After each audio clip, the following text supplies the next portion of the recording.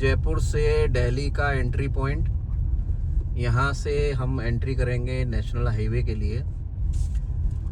अब हमने अपनी गाड़ी में एनुअल पास एक्टिवेट करा रखा है, जिस वजह से ये हमारी एक ट्रिप में काउंट होगा और जब हम एग्जिट करेंगे तो वो सेकंड ट्रिप होगी। एनुअल पास में आपको पता ही होगा कि गवर्नमेंट ने नेशनल हाईवेज पे 3000 रुपीज़ ईयरली का एक पास जारी किया है, जिसमें आप 200 ट्रिप यूज़ कर सकते हैं नेशनल हाईवे के, ओनली नेशनल हाईवे के। इसमें स्टेट हाईवे के जितने भी टोल हैं वो काउंट नहीं होंगे। वहाँ पे आपके जो नॉर्मली जो चार्ज लगते हैं वो चार्ज आपको पे करने पड़ेंगे। और नेशनल हाईवेज पे आपके 200 ट्रिप या 1 साल जो भी पहले हो जाएगा तब ये पास डीएक्टिवेट होगा। इसको आपको दोबारा एक्टिव करना पड़ेगा वापस से 3000 रुपीज़ पे करके। अदरवाइज आपका नॉर्मल जो बैलेंस आपके फास्टैग में है उसमें से कटेगा। मैंने अपनी गाड़ी में 80 पे क्रूज एक्टिव कर दिया है।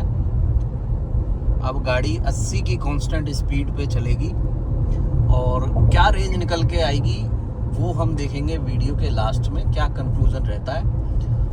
और हम इस पे चल रहे हैं क्योंकि काफ़ी लंबा इसमें चलना पड़ेगा, तो बीच बीच में मैं आपको अपडेट देता रहूँगा।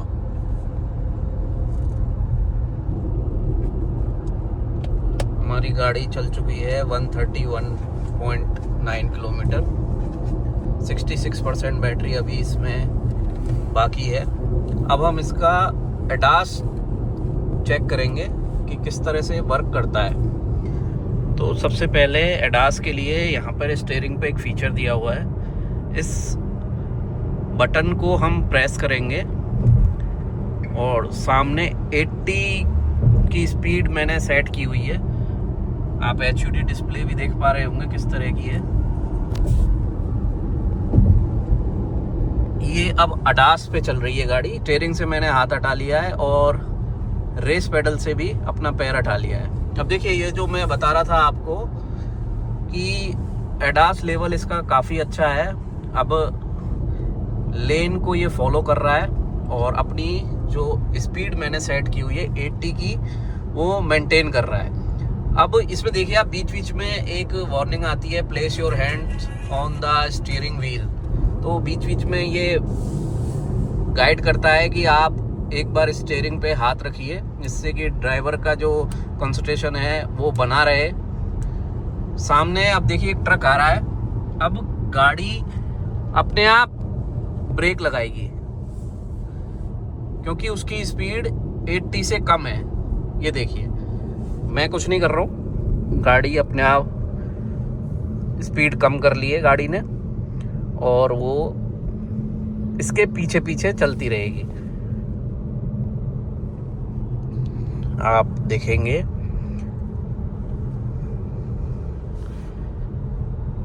अब चूंकि एडास में ये गाड़ी आगे वाली गाड़ी की स्पीड पे डिपेंडेंट है। जब तक ये ट्रक अपनी स्पीड नहीं बढ़ाएगा तब तक ये गाड़ी इसी स्पीड पे चलती रहेगी। अब हम इसकी लेन को मैनुअली चेंज करेंगे।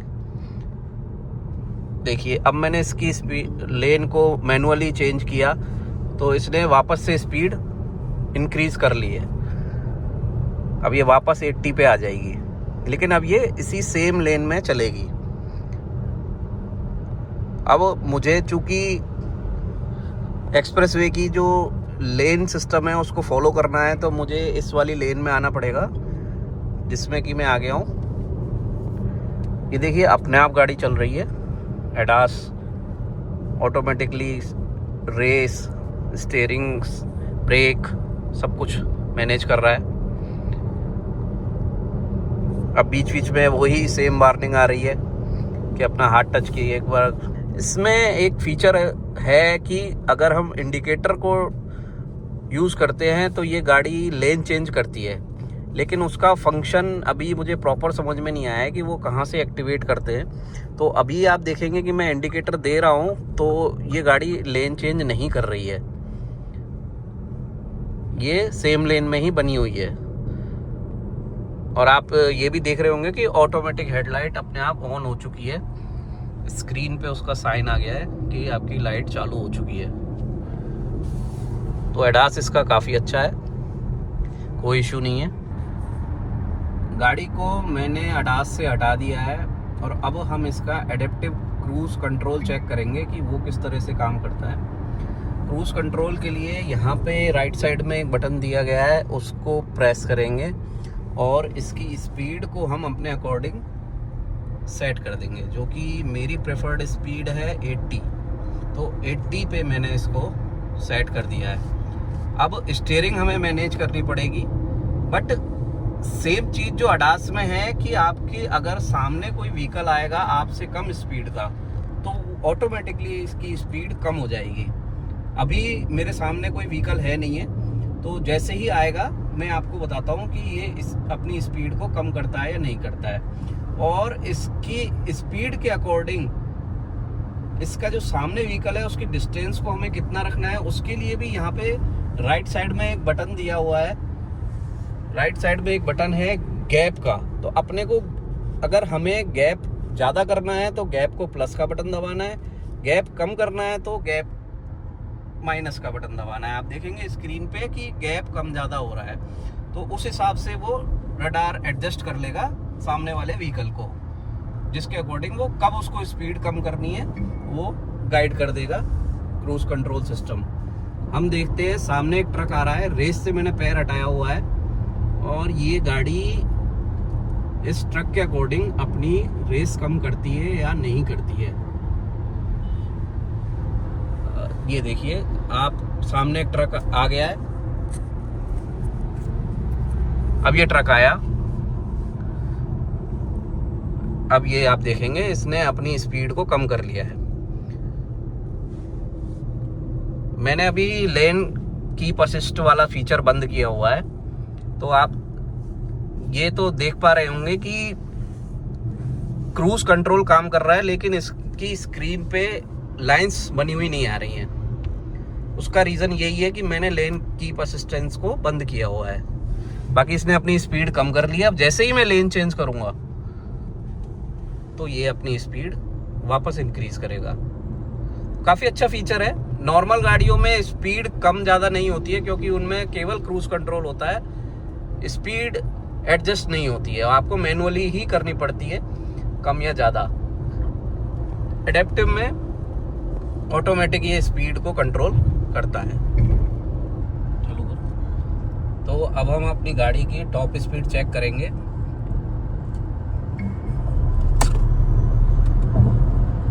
बिल्कुल हवाई जहाज की तरह आवाज आ रही है इसमें से। आप देखिए इसकी टॉप स्पीड, बहुत स्टेबल गाड़ी है, कहीं भी दिक्कत नहीं आ रही है। गाड़ी अपनी लेन बिल्कुल नहीं छोड़ रही है। मैं जहां गाड़ी को ड्राइव कर रहा हूं उसी जगह पे ड्राइव हो रही है। ये इसकी टॉप स्पीड है 178, जो मैंने आपको पहले भी बताई थी। अब हम इसको स्लो कर लेंगे। तो पहले भी मैंने आपको बता दिया था कि 178 इसकी टॉप स्पीड है। मैं उस टाइम वीडियो नहीं बना पाया था, तो अभी मैंने आपको वीडियो में दिखा दिया है इसकी टॉप स्पीड।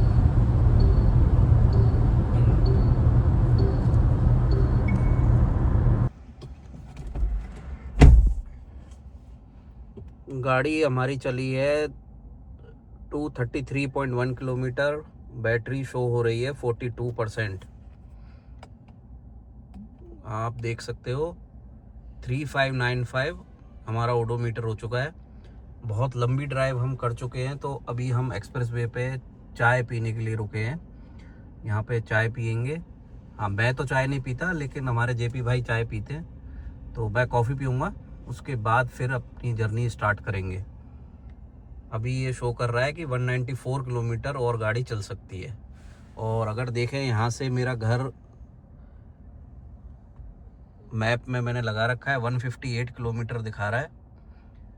तो आज देखते हैं घर पे कितने किलोमीटर पे पहुंचते हैं या नहीं पहुंचते हैं, वो सब मैं आपको वीडियो के एंड में बताऊंगा।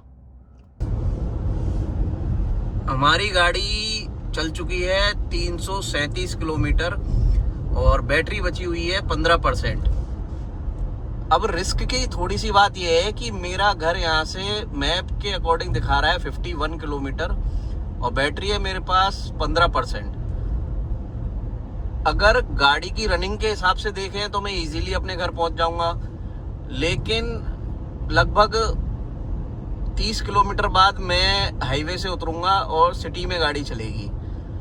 अब उस टाइम हम देखेंगे कि मैं घर पहुंच पाता हूं या नहीं पहुंच पाता हूं, वो मैं आपको बताऊंगा लास्ट में। और एक चीज़ बता दूं कि गाड़ी में 15% बैटरी है, लेकिन एसी चल रहा है, अभी एसी बंद नहीं हुआ है। और पूरे टाइम जब से गाड़ी स्टार्ट हुई है चलना, तब से हमारी गाड़ी में एसी कंटिन्यूस चल रहा है 22 डिग्री टेम्परेचर पे। अब देखते हैं इस गाड़ी में कब एसी बंद होता है, क्योंकि मैंने सुना है कि गाड़ी एक सर्टेन % बचने के बाद एसी बंद कर देती है। तो मैं आपको बताऊंगा जब इसका एसी या कुछ और बंद होता है तो उस टाइम पे। अब हमारी गाड़ी में बची है बैटरी 10% और अभी भी क्रूज काम कर रहा है 80 की स्पीड पे अभी भी हमारी गाड़ी चल रही है। और अगर एसी को फील करूं, एसी भी चल रहा है, एसी अभी बंद नहीं हुआ है। दोनों साइड का टेम्परेचर 22 डिग्री पे है, एसी ऑन है, आप देख सकते हो। तो अभी हमारी गाड़ी में बची है, जैसा कि देख पा रहे हैं, 10% बैटरी और घर मेरा है 32 किलोमीटर, तो इजीली पहुंच जानी चाहिए। अभी तक हमारी गाड़ी ने कवर किए हैं 356.9 किलोमीटर, 357। अब देखते हैं कि हम घर पहुंचते हैं तो कितनी बैटरी इसमें बचती है, या नहीं पहुंचते हैं तो भी मैं आपको बताऊंगा 10% बैटरी के साथ ये गाड़ी कितना चल पाती है। अब यहाँ से सिटी ड्राइव चालू हो जाएगी। गाड़ी में बैटरी बची है 8%, रनिंग अभी तक हुई है 369 किलोमीटर और बची है 22 किलोमीटर की जर्नी। गाड़ी में बैटरी बची है 4%, अभी भी कोई वार्निंग नहीं आई है गाड़ी में।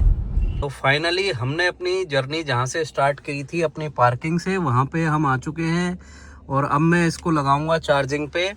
बैटरी बची है 1% और मेरी गाड़ी चली है 392.1 किलोमीटर। 1% में ये शो कर रहा है 5 किलोमीटर ये चलेगी। आप देख सकते हैं इसका एप्पल कारप्ले भी काम कर रहा है।